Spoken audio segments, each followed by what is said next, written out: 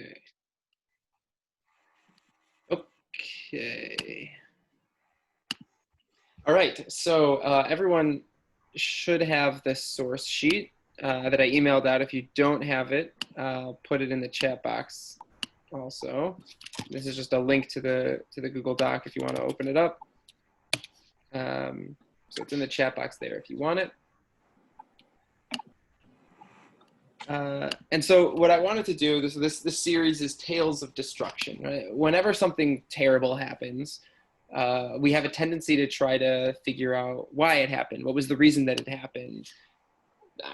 Major reason that we'd want that is to know why it happened so that we can avoid something like it happening from the future. This doesn't necessarily have to have religious, spiritual implications. And even right now, people are talking about coronavirus.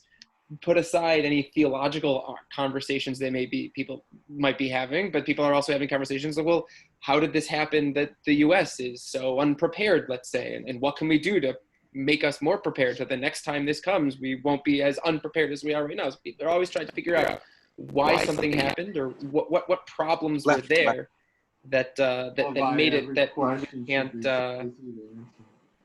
that this happened. So that's the question that the rabbis are bothered by. That I want to start off with in the very first source as a Gemara from Masechet Yoma 9a, where they're trying to figure out what happened, what went wrong. So from them, the rabbi's perspective is a purely theological one. Like what happened that led to the divine punishment of the destruction of the first temple? So that's the question they're going to start out with. In the rabbinic interpretation, why is it that the temple was destroyed, first temple, and they're going to go into second temple? And that's what I want us to focus on, at least for today, is just really the destruction of the first temple. So can someone read for us if you have the document to start with the first source, Yoma 9a? Yeah, I'll do it. Thanks. Mikdash Rishon Mipnei Ma Harav Mipnei Gimel Dvarim Shayu Bo It's Avodah Zarah. Avodah Zarah Begalui Ariot Fichut Damim. Due to what reason was the first temple destroyed? It was destroyed due to the fact that there were three matters that existed in the first temple: idol worship, forbidden sexual relations, and bloodshed. Right, so the rabbis are comfortable definitively stating it was the result of having been committing these three sins. The temple was destroyed. Three sins. Gilui Arayot. So the order that they have is Avodah Zarah, idolatry, Gilui Arayot, forbidden sexual relations, and Shfichut Damim, murder. And now it's going to prove how the Gemara is going to prove how they know that it's these three. So Mark, please continue. Yeah, okay. Idol worship, as it is written, the bed is too short for stretching, and the cover is too narrow for gathering. It's from Isaiah. Yeah. Keep going with the next one. So that verse is not so clear, so the Talmud here is going to sort of explain what that means. Okay, what is the meaning of the bed is too short for stretching? Rabbi Yonatan said, this bed is too short for two counterparts to dominate. And so Rabbi Yonatan says this verse is an allusion to the idea the bed is too short, meaning there's not room in Jewish theology for multiple deities, right? You can't have multiple powers. There's one God, and the problem that was being faced is that the Israelites were thinking, well, we can worship God and we can worship other deities, and it's totally fine. And Isaiah was saying, no, the bed is too short. You can't fit both. You can't do both. It's only the worship of God is acceptable. So that's proof number one, taken from the book of Isaiah. Mark Saper, can you please continue going? Okay, with regard to forbidden sexual relations, it is written, the Lord says, because the daughters of Zion are haughty and walk with outstretched necks and wanton eyes, walking and mincing as they go, and making a tinkling with their feet. So I don't really know exactly what this verse is saying, but again, quoting from the verse of Isaiah, they're saying something about how people are behaving in the times of that they're behaving inappropriately, that people are walking around and engaging in certain acts of sexual immorality. That's what the rabbis are seeing here from the book of Isaiah. So that's another example. That's another one. The Gilui Arayot, the sexual immorality, forbidden sexual relations. And then the third and final one, Mark, will you finish it up? With regard to bloodshed, it is written, moreover, Menashe shed innocent blood very much until he had filled Jerusalem from one end to another. All right, so that's a clear statement there, right? In the book of 2 Kings, Melachim Bet, it describes how the king Menashe was just filling the Jerusalem with blood, filled with murder, filled with bloodshed, and so that's like the clearest. That's probably the best proof that the Gemara brings, because that's an explicit statement. And then just finishing off this passage, which we'll come back to, but Mark, finish. Okay. However, considering that the people during the Second Temple period were engaged in Torah study, observance of mitzvot, and acts of kindness, and what they did not perform, the sinful acts that were performed in the first temple, why was the Second Temple destroyed? It was destroyed due to the fact that there was one-time hatred during that period. Right, so the Gemara now moves on to say, okay, that was the first temple. The second temple, though, they didn't have those issues. They were studying Torah. They were being nice to one another. They were keeping mitzvot. There was no issue of idolatry. There was no issue of murder. There was no issue of sexual immorality. The problem was this other problem of sinat chinam, of baseless hatred. We're going to come back to that final point about the destruction of the second temple in a little bit, but I want to just go back to these the first idea that the Talmud here is presenting, why the temple was why the first Beit HaMikdash was destroyed. And it's worth noting that if we look at source number two gives us, so the first, that passage before, how do we know that it was destroyed? Because of murder, sexual immorality, and idolatry? Because of three different verses. We have two verses in Isaiah and another verse in the book of Malachim talking about the king Menashe, who happened to have been alive maybe during the life of the prophet Isaiah, maybe shortly after the life of the prophet Isaiah. The rabbinic tradition says that Menashe, the king Menashe, actually killed Isaiah, so they lived in the same time. But if you take a look in source number 2, this is the introduction to the prophecy of Isaiah, the vision of Isaiah, the son of Amos, which he saw concerning Judah and Jerusalem in the days of Uzziah, of Yotam, Achaz, and Yechizkiyahu, Malchei Yehuda, the kings of Judah. What's worth noting here is when Isaiah and when Menashe, who's being referred to in the above passage in the Talmud, when they lived. Namely, after Chizkiyahu, this is like a little crash course in the Jewish history and the kings of Judah. After Chizkiyahu came the king Menashe. After Menashe came Amon. Amon followed by Yoshiyahu, followed by Yehoachaz, followed by Yehoyakim, followed by Yehoyachin, followed by Tzidkiyahu.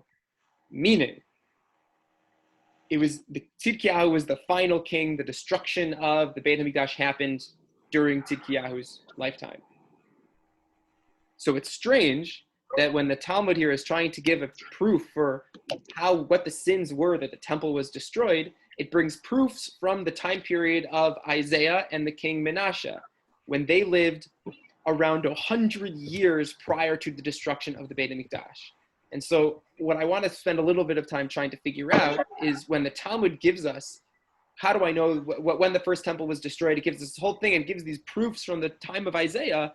It's a very strange thing to bring a proof from, because it's so much earlier than when the destruction actually happened. Does that question make sense to everyone? Mm-hmm. The Talmud is presenting evidence for the reasons for the destruction of the temple, but brings proof from the time period of Isaiah and Menashe, which is very strange, because that's not when the temple was destroyed. So what I want to do right now is I want to look at back in the Bible, back in Tanakh. There's description of the kingdom of Judah during the reign of Menashe and what the problems that the prophet Isaiah was dealing with. And I want to look at that, and I want to compare that to what the problems in Israel were during the time of the actual destruction, and to get a sense for, at least from the Bible's perspective, what actually is the reason that the first temple was destroyed. So can someone read for us the third source, which is from Malachim Bet. This is a chapter, just the first 18 verses, but it sort of gives us a picture of the lifetime of the king Menashe, what Jewish life was like during the first temple period of the time of Menashe, when Isaiah was a prophet, when Menashe was king. So this, I gave it to you in Hebrew and in English. I bolded what I think were like the key parts of it, but I think the whole thing is worth reading even in Hebrew or in English, the third source. I can do it. Please, thanks, Mark. בן 12 שנה מנשה במולכו, ו55 שנה מלך בירושלים ושם אמו חפציבה. ויעש הרע בעיני השם כתועבות הגויים אשר הוריש השם מפני בני ישראל. וישב ויבן את הבמות אשר איבד חזקיהו אביו, ויקם מזבחות לבעל, ויעש אשרה כאשר עשה אחאב מלך ישראל, וישתחו לכל צבא השמיים ויעבוד אותם. ובנה מזבחות בבית השם, אשר אמר השם בירושלים אשים את שמי, ויבן מזבחות לכל צבא השמיים, בשתי חצרות בית השם. והעביר את בנו באש, ואונן וניחש, ועשה אוב וידונים, והרבה לעשות הרע בעיני השם להכעיס. וישם את פסל האשרה אשר עשה בבית, אשר אמר השם אל דוד ואל שלמה בנו, בבית הזה ובירושלים, אשר בחרתי בכל שבטי ישראל, אשים את שמי לעולם. ולא אוסיף להניד רגל ישראל מן האדמה, אשר נתתי לאבותם, רק אם ישמרו לעשות ככל אשר ציוויתים, ולכל התורה אשר ציווה אותם עבדי משה. ולא שמעו ויתאם מנשה לעשות את הרע מן הגויים אשר השמיד השם מפני בני ישראל. וידבר השם ביד עבדיו הנביאים לאמור, יען אשר עשה מנשה מלך יהודה התועבות, האלה הרע מכל אשר עשו האמורי אשר לפניו, ויחתי גם את יהודה בגלוליו.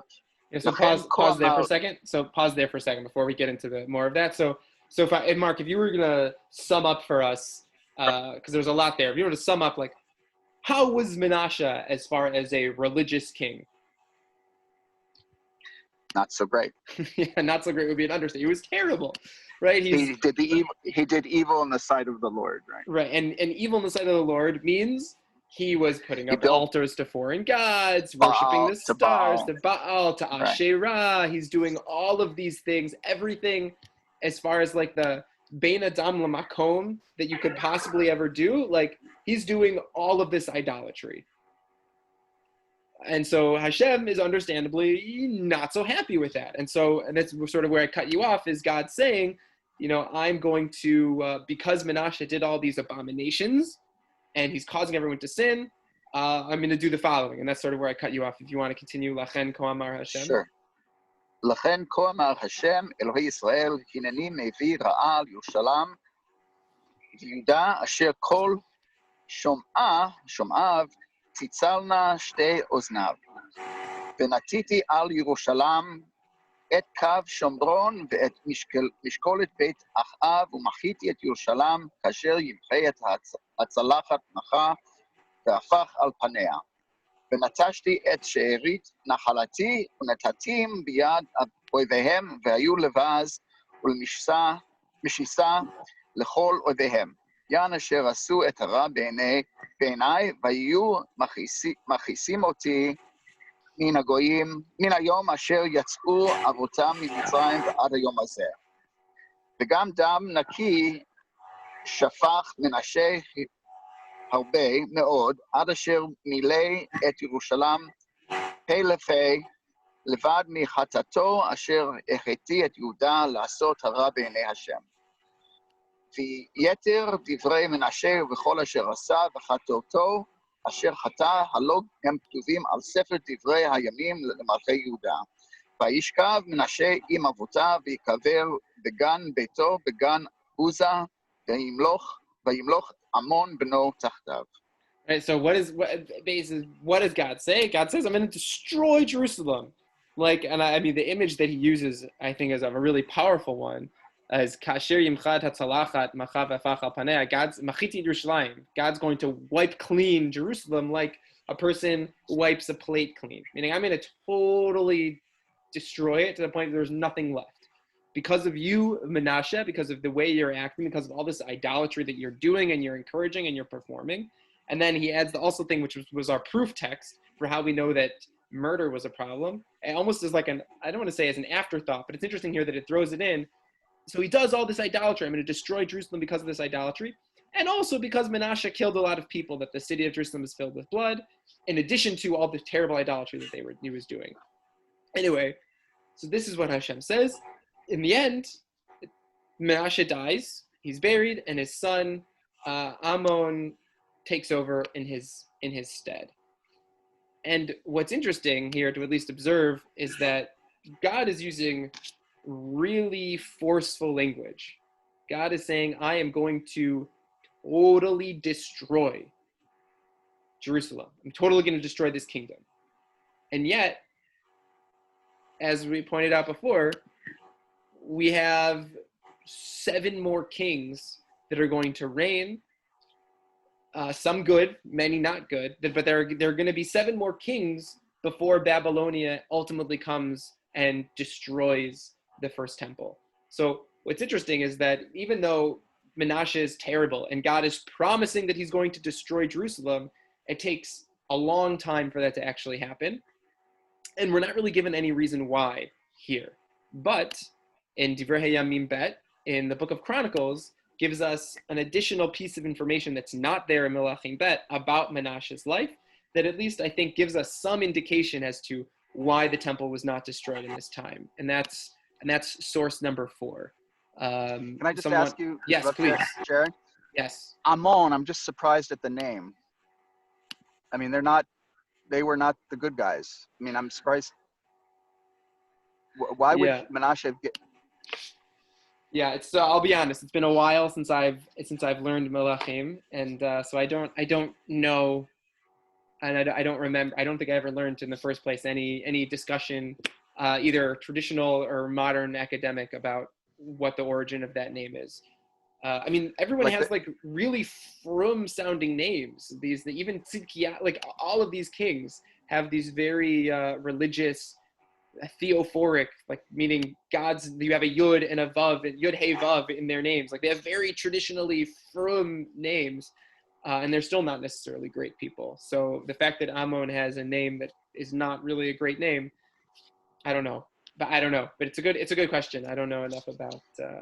Because Ammonite were forbidden to marry Bnei Ammon. Yeah, I don't know. So I mean, it's okay. Just curious. Yeah, I don't know. It's a good question. Something I'll look into for sure. But I don't have I don't have any answer for you. Not even a good answer. I don't even have a bad answer. I have no answer. Okay. Sorry, you were going to say the next source. Yeah. Let's take a look at source number 4. Which is going to give us a little bit more background of Menashe's life. Someone want to read for us source number 4 in English? It's 4 verses, pretty short.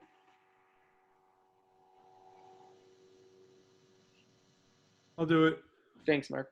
And the Lord spoke to Menashe and to his people, but they gave no heed. So this may actually be a reference to the prophecy that the Melachim Bet gave before, when it said, "Thus says God, I'm going to destroy Judah. I'm going to destroy this." That might be what this is referring to. God speaking to Menashe. Okay, sorry, keep going. Wherefore the Lord brought upon them the captains of the host of the king of Assyria, who took Menashe with hooks and bound him with fetters and carried him to Babylon. When he was in distress, he besought the Lord his God and humbled himself greatly before the Lord of his fathers. And he prayed unto him, and he was entreated of him, and heard his supplications, and brought him back to Jerusalem into his kingdom. Then Menashe knew that the Lord, he was God. And so, in other words, Menashe does tshuva. Right? God says, "I'm going to destroy you," and Menashe says, "I don't care. and then God brings the Syria in, and I don't know what you have to do in order to take the king captive, but they clearly did some destruction and some damage, and they were able to take the king, brought him back to them, to Babylonia. I'm sorry, to Assyria. It was the Assyrians who came. They brought him to Babylon, and he realizes the error of his ways. He does tshuva. He returns to the Lord, and he is somehow brought back to Jerusalem and comes back, and he's now a totally good king. So it could be that the reason that the temple ends up not being destroyed, there's a stay in the execution, is because Menashe performs this great act of tshuva, that he totally repents, he returns to God, and that God says, okay, I'm not going to destroy this. You've fixed your problems, you fixed your ways. It's good enough for me. I'm not going to destroy the temple because of this. And that's what happens. Any thoughts on this before we move into the really grim, when we actually get to when the destruction actually happens? Well, it's not clear whether his tshuva really held for very long, because the previous thing said that didn't say anything that it sounded like he was bad until the end. Yeah. He's bad until the very end. Yeah, it's not clear. We don't know how good this, apparently it was good enough that God decided not to destroy Jerusalem at this time. But we don't know why or what that tshuva really looked like. Like, we know more, I'm just thinking, like, in the book of Yonah, right? We know more about the tshuva of Nineveh than we do about Menashe, which is sort of Nineveh, these non-Jews. We have so much more of a vivid description of what it meant for them to do tshuva at the end of the book of Jonah. And like, here we just, he came to know God and that was enough. And like, we don't know what that means or what that, apparently just judging by the fact that the temple still stood for another 100 years, a little or so, was enough that we say, okay, it must have worked, but we don't really know why or how or what happened here. But I think that's a good point. No, it says that Menashe understood that God was his God. Right, maybe it's more of a theological question, meaning, what does it mean that you can be so terrible and so bad? This guy killed so, I'm guessing it's a metaphor, that the streets of Jerusalem were filled with blood. I know the Lord and everything's forgiven. Like, I guess it's more of a theological question, like how tshuva is supposed to work. Maybe we'll have that conversation as we get closer to Rosh Hashanah and Yom Kippur about how tshuva is supposed to work. But apparently it worked pretty powerfully here. I don't know how you undo mass murder by just declaring that the Lord is God. But it's, in the Bible's eyes, it's enough, evidently. Sorry, Mark Bernstein, were you about to say something? Did I cut you off? No, I was just looking up. I was reading about Menashe. Just that he ruled longer than Bibi did. I mean, he was king for 55 years. He was the longest ruler ever in the history of Jewish people. Just seems. Bibi's almost there. No, just kidding. Bibi's almost there. No, just surprised how long he apparently became king at the age of 12 and ruled. Yeah. Right. It's pretty amazing. Yeah, we could spend. What is it? We could spend a lot of time trying to figure out. If someone becomes king at age 12, and they do a terrible job of it, is that of any surprise? If someone, we sort of know this already when Rechavam, Shlomo's son, becomes king, and he doesn't know what to do about how to rule the kingdom, and he listens to all of his friends' advice to say, oh yeah, just crack down on them, be terrible to the people, and then you'll get their respect. And he's like, oh, sounds like a good idea. And that led to the split of the kingdom. People, when they're in rulership positions and they have no idea what they're doing, tends to not have good, understandably, does not have good results. So it's interesting, though. He started as king at so young. I don't know if it's of any surprise that he just went with what he knew and said, okay, well, I mean, idolatry seems like a great thing to do, so let's just do that and let's do it really well. But sorry. No, go ahead. No, I'm sorry. Go ahead. I didn't mean to interrupt. No, I had nothing more to say. No, I was just going to say, in the Midrash, apparently, he's even accused of erasing God's name from Torah scrolls and having incestuous relations with his sister. Okay, so there you go. Not a good. Right. These are not things that we want our leaders to aspire to. Yeah. Okay, and yet no. Even with that, there was enough there. There was enough goodness that he had done in his tshuva, apparently, that God said, it's okay. But, and we'll come back to this again, but these were all the sins, the actions of Menashe and the things that were going on at the times of Isaiah. All of these things were the things that the Gemara said, these are the reasons the temple was destroyed. But we see apparently it wasn't, because he did tshuva and the temple wasn't destroyed here. What we're going to see right now from the book of Yirmiyahu, as we see from source number 5, he was the prophet of the destruction. So we'll see from Yirmiyahu that the scene in Judah at this time was much different than the scene of Judah at the time of Isaiah and Menashe. So let's take a look first at source number 5, which is I'll just read it really quickly. These are the words of Jeremiah. This is the introduction to the book of Jeremiah, the words of Jeremiah, the son of Hilkiah, the priest of Anatot, etc., etc., etc. Verse number 3. It also came in the days of Josiah, so verse number 2 is Josiah, the son of Ammon, king of Judah. It also came in the days of Jehoiakim and Tzidkiah. Right? He is the king that, he is the prophet when the temple is destroyed. He is the prophet when the kings of Judah are carried off to Babylonia. He is the guy who's witnessing, who's talking about what the Jews are doing wrong now that's causing the destruction of the first temple. Right? And so with that, let's take a look at the reality that he's seeing in source number 6 from the chapter 7 of Yirmiyahu.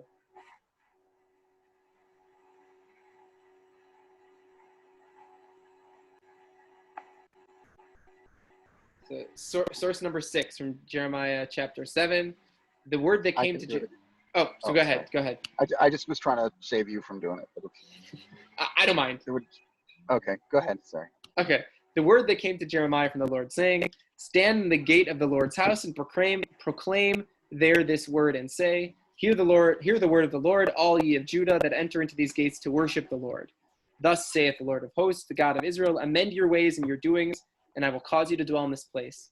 Trust ye not in lying words, saying, the temple of the Lord, the temple of the Lord, the temple of the Lord are these.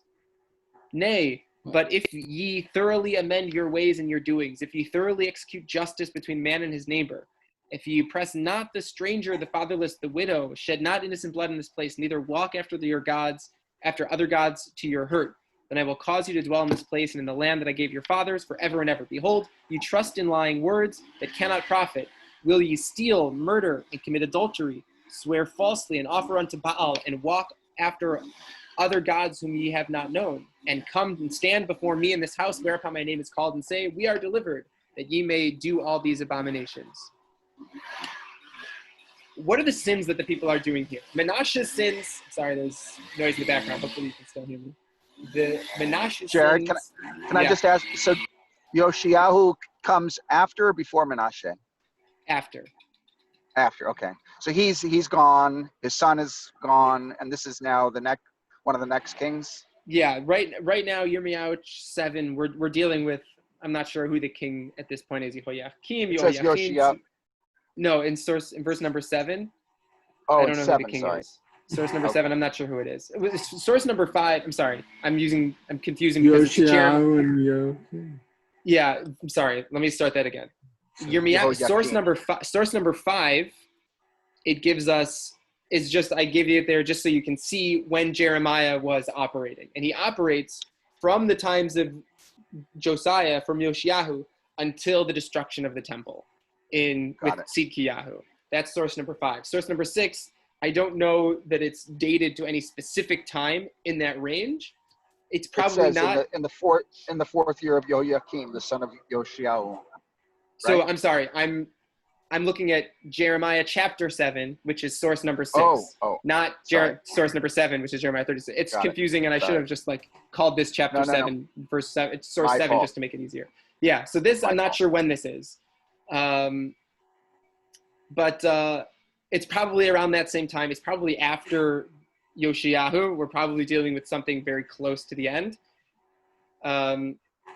Close to the end is when you had these prophets saying things like, don't worry, everything's going to be okay. God's not going to destroy his temple. We're worshiping. We're offering sacrifices. Everything's good. God's never going to destroy the temple. And Jeremiah is saying, don't say stupid things. Don't say the temple of the Lord, the temple of the Lord, the temple of the Lord. People are saying, this is the temple. Nothing ever bad is going to happen to the temple. We're totally fine in here. And Jeremiah is saying, that's foolish. God will destroy you. But for what sins is God going to destroy you? What are the sins that Jeremiah is highlighting here? Do these look like the sins of Menashe that Isaiah of Menashe's time? No. I mean, they're different, aren't they? They are. Well, they look different to me. Yeah, shvichut damim. There's some overlap, but shvichut damim. But otherwise, it's oppressing the stranger. What else? The fatherless, the widow. I mean, look at source number 9. Stealing, murdering, committing adultery, swearing falsely. Source number 9, you have stealing, murdering, adultery, swearing falsely, and Baal. Right? Of the 10 commandments, you've got 4 of the last 5, and you've got 1 of the first 5 of idolatry. But if you were to like characterize this, the sin of Menashe was primarily religious, and he also did some murder, which was not good, but primarily it was religious sins. Here, it's the exact opposite. They seem to be pretty yeah, they seem to be pretty religious. After all, Jeremiah is going to them, and they're worshiping in the temple. Right? Okay, so there's doing some Baal also, but they're like there on a Saturday morning and davening with their talis and tefillin and like very from, and probably not tefillin, not Saturday, but they're really religious. They're doing all this great stuff. And Jeremiah is saying, you guys are out of your mind. It's not just the religious stuff. Mm-hmm. We're also worshiping Baal, which is a problem. But the primary issue here is your interpersonal stuff. As Charles said, the Bein Adam L'Chaveiro, that's the problem here. Unlike the time of Menashe. You know, this is similar to the Haftorah for Rosh Chodesh.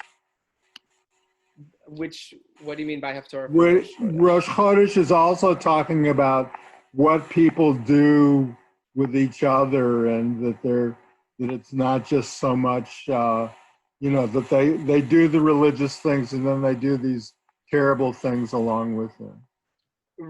With I think you mean on the Haftorah on fast days, in the afternoon fast days, I think. Well, on Rosh Chodesh. Okay.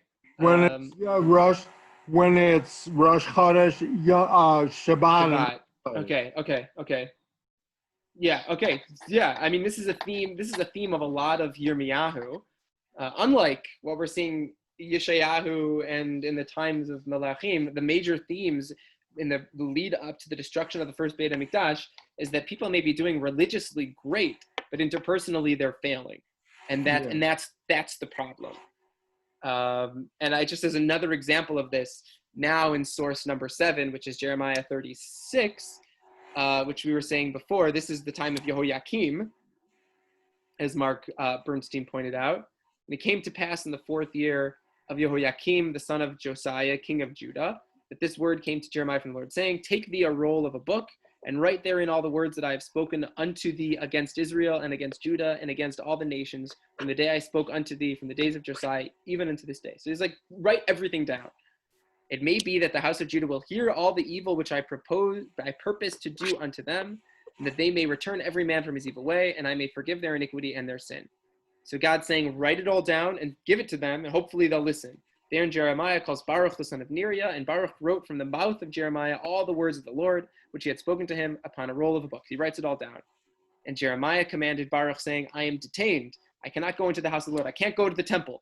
So you go instead of me. Therefore, go thou and read in the roll, which thou hast written from my mouth, the words of the Lord in the ears of the people in the Lord's house, upon a fast day. Go on for a certain fast day, and also thou shalt read them in the ears of all of Judah that come out of their cities. It may be they will present their supplication before the Lord and return every one from his evil way, for great is the anger and fury of the Lord hath pronounced against his people. And Baruch the son of Neriah did according to all that Jeremiah prophet commanded him, reading the book of the words of the Lord in the Lord's house. Now it came to pass, verse number 9, it came to pass in the 5th year of Jehoiakim the son of Josiah, king of Judah, in the 9th month, that they proclaimed a fast before the Lord, all the people in Jerusalem, and all the people that came from the cities of Judah unto Jerusalem. So God says, Jeremiah, write down all these prophecies, write it down and read it to them. Jeremiah says, I can't go. Baruch, my servant, Baruch ben Neriah, go in my stead. So he writes it down. He goes on a fast day. A fast day in the 9th month. When is the 9th month? Nisan, Iyar, Sivan, Tammuz, Av, Elul, Tishrei, Cheshvan, Kislev. Goes in the month of Kislev. Is there any fast day in the month of Kislev? Kislev is the middle of the winter. Beginning of the winter. Why is there a fast day here? Any thoughts? Could it just be because they were under siege or something? Or this is still too early for them to be a siege here. This early in the 5th year of Jehoiakim. So some suggest, why do people have fast days in the winter month when like Kislev, it's supposed to be raining. It's the rainy season. Oh, yeah. rain, right? Yeah. There's no rain. So what's their reaction? They're so religious. There's no rain. They declare a fast day. They declare a day of prayer. Everyone goes to the temple and says, God, hear our prayers. It's not raining, right? This is what they're doing. This is how religious they are. There's a drought, and their immediate reaction, fast day, go to the temple and pray. And this is when this is when Baruch ben Neriah goes to the temple and he announces all of this. And he reads the scribe. People have their reaction. People are very disturbed by this. Word goes to the king about what's being happened here. So the king, it's verse number 21. So the king sends Yehudi to fetch the scroll, and he took it out of the chamber of Elishama to the scribe, and Yehudi read in the ears of the king, and the ears of the princes stood beside the king. They read it. They read it to the king. King was like, what's all this going on? Now the king was sitting in his winter house in the 9th month. Yeah? Rav Jared? Yes. So I know there's an ellipsis here. There's the break between verses 9 and 21. So yeah. This is a year later or something. No, this right? is the same. This is the reaction to it. The people I took out because it wasn't. The people flipped out. The people got really nervous and said, "Oh my God, bad things are going to happen."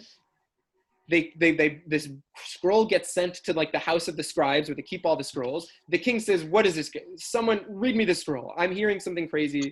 Let me hear this." He's in his winter house. They go. They bring the scroll. So what I don't understand is the section started off in the 4th year. Yeah. So the fourth year, so it took a year for, I guess, Jeremiah to get everything written down. God tells him in the 4th year, you should write this down.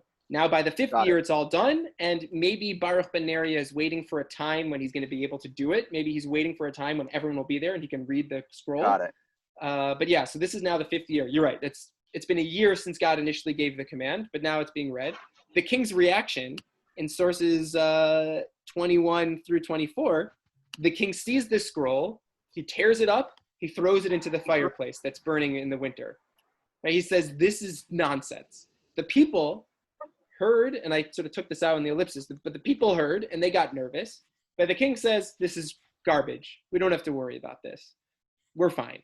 And you can think back to, what we see from Jeremiah chapter 7, when there are people who are walking around the temple who are saying, we're fine. We're being really religious. We're doing all these bein adam lemakom. We're offering sacrifices. We're declaring fast days. Maybe we're really careful with kashrut. We're very careful with shatnez. We're very careful with all these between God and man. Between us and God. Bein adam lemakom. We're totally fine. We're totally fine. And so that's the feeling that they have. And that's what the feeling that the king has, of course. And the reality is that that's not okay. And the reality is that it's because of these sins, it's in Yirmiyahu's lifetime that the Beit HaMikdash is destroyed, that these kings are exiled, they're killed, Beit HaMikdash is destroyed, Jerusalem is torn down. It's because of these sins. And it's interesting, though, that the Talmud, when they were giving their description of why the first temple was destroyed, it's bringing things that are from Menashe's time, from Yeshayahu's time, and it's omitting the stuff that would be the most apparent, which would be this right here, that's happening here with Yirmiyahu's time, in the time of Yehoiakim and Yehoiachin and Tzidkiyahu. You'd think that these latter kings and these latter prophecies would be the causes of the destruction in the eyes of the rabbis, but it's not. And so I think that what I want to go back to, I think, is going back to that first source in Masechet Yoma, is that I think the rabbis know what the reason the first temple was destroyed, and that's not the purpose of their passage in the Talmud. Their idea, their goal in the source we started out with, the Gemara and Masechet Yoma, by saying the reasons for the first temple is not because of the first temple. Their ultimate motivation is to get to the reason that the second temple was destroyed. After all, they know the first temple was destroyed, but it was rebuilt. That exile ended. The destruction of the second temple is an exile that they were living in and that we're still living in now. And so the rabbis of the Talmud were much, much more concerned with why the second temple was destroyed than the first temple was destroyed. And that's, I think, why they present it in this way. Because if we look at source number 8 in the Gemara and Yoma, it says, however, considering the people where the second temple were engaged in Torah study, mitzvot, and acts of kindness, why was the second temple destroyed? Because of wanton hatred, because of sinat chinam. And the Gemara says, this comes to teach you that the sin of wanton hatred, of sinat chinam, baseless hatred, is the equivalent to idolatry, forbidden sexual relations, and bloodshed. And those three sins are significant because in source number 9, the rabbis conclude that these three sins, avodah zarah, shfichut damim, gilui arayot, these three sins are the three cardinal sins for which one must be willing to die before transgressing. And so what the rabbis here are saying is that why was the first temple destroyed? It was destroyed because of these three things. Now, was it actually destroyed because of those three things? Really, gilui arayot, shfichut damim, avodah zarah? Those are all taken from the kingdom of Menashe, which is not when the temple was destroyed. The rabbis know that. But their point is that if we say that these are the three things that the temple was destroyed about the first time around, and these are the things that someone must be willing to die before transgressing, so now the second temple, which was destroyed because of baseless hatred, that was the equivalent of these big three sins. And those three sins were sins you have to die before transgressing.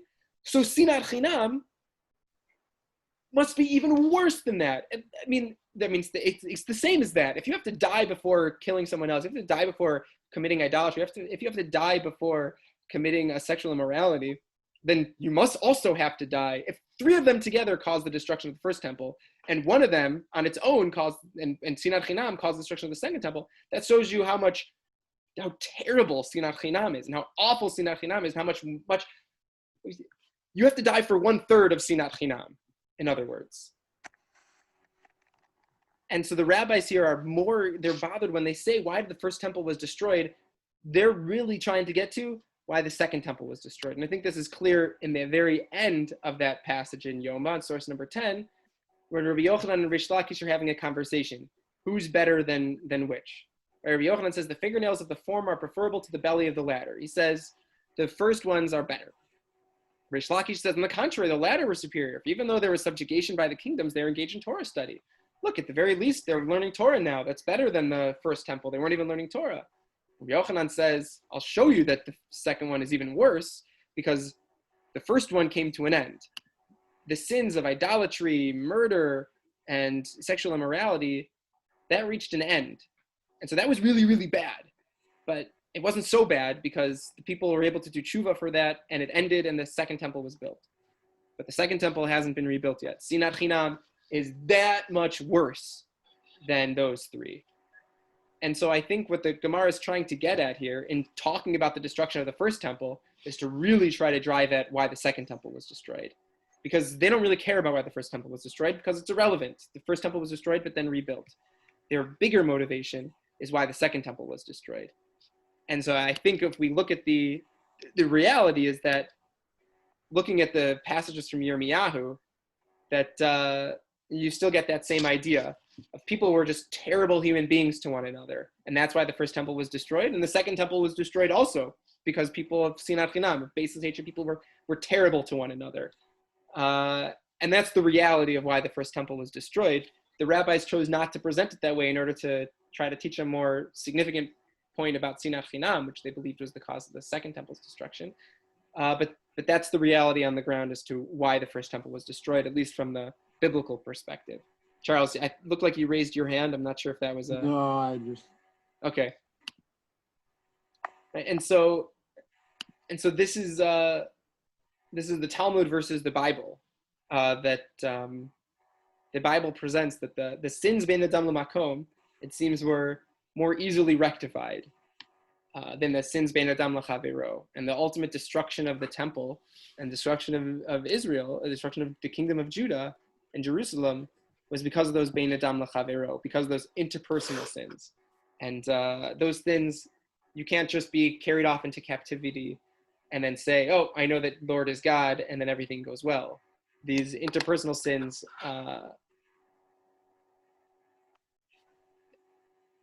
it's not for God to forgive. And it's just a powerful message as we go through this 3 weeks time period between Shivas Arbor Tammuz and Tisha B'Av, and we're sort of commemorating, we are commemorating the destruction of the temple and thinking about the reasons why it was destroyed. It's worth noting, even though the first temple ultimately was rebuilt and we had the second temple, but the issues of our interpersonal relationships and how we may prioritize our bein adam l'makom, we may prioritize our religious worship, but not necessarily our interpersonal worship or interpersonal practices. It's a problem, and something that I think is worth our consideration, if only for 3 weeks in the heart of the summer, to think about the causes of the destruction of the first temple and how we can, each of us, how I can be better at appreciating and fulfilling those mitzvot that are bein adam l'chavero, that are those interpersonal relationships. Maybe that's one of the lessons we should be learning at a time when we can't go to services. Yeah, I think you're right. I think how could we do that, Charles? Well, no, but I mean, even really the fact that there's no temple now is almost a hint that you better worry about how you deal with other people. Yeah, I've heard Rabbi Menachem Liebtag, who's teaches in Yeshivat Har Etzion in the Gush, a big Tanakh Bible guy. The way he always characterizes the destruction of the temple is he says, look, ultimately the people of Israel were chosen to be publicists, to be a light unto the nations. 1 o'clock siren. Okay. To be a light unto the nations, so that the rest of the world will realize how to be good people and recognize God. Right? That's like the basic idea. The overarching started with Adam. It didn't work. Noah didn't work. Abraham. Okay, it's just going to be Abraham. But that's like this general idea of the trajectory of Tanakh, is that Abraham's family are going to bring the world to know God and to be good people. And Rabbi Liebtag says, like, look, if you're going to abandon God, then like it doesn't matter, because at least that's no publicity for me. But for you to be ostensibly religious people, but then be terrible people, that's bad publicity for me. You're basically saying that what it means to worship God is to be a terrible, awful human being. And God said, I'd rather you have no publicity than bad publicity. So if you're going to be terrible people, I'm going to get rid of the temple, and I'm going to get rid of the bein adam l'makom thing. Because like at the very least, you got to give me no publicity. But to be holy people, to be like religious people, but be terrible interpersonally, that's bad publicity for me. So I'm going to end it. And so, I mean, I think it fits in line with what you're saying, Charles. The general theme is that religion is only good if it reflects good on God. And so if we're not going to be able to reflect well on God, I don't think, as Orthodox Jews, I don't think, and the Bible I think is clear that I don't think the goal is forget about God and only do interpersonal things. But if we're going to focus on if we're going to worship God, we have to also know how to be interpersonal people. It's not like you can't pick and choose. We have to be holistically good and holy people, not just spiritual but terrible. If that makes sense. But it's a good point. I think it's something. Join WhatsApp Torah, where we're learning the laws of tzedakah right now, and hopefully, that'll be a good opportunity for us to focus on how we can be good people and giving people during this Rav time. Jared, can you tell me? Yes. Can you? I don't really know what the WhatsApp. I know you've sent that out, but I don't. What is that? I don't really know. I haven't done it. I will so tell you. I'll stop the recording right now.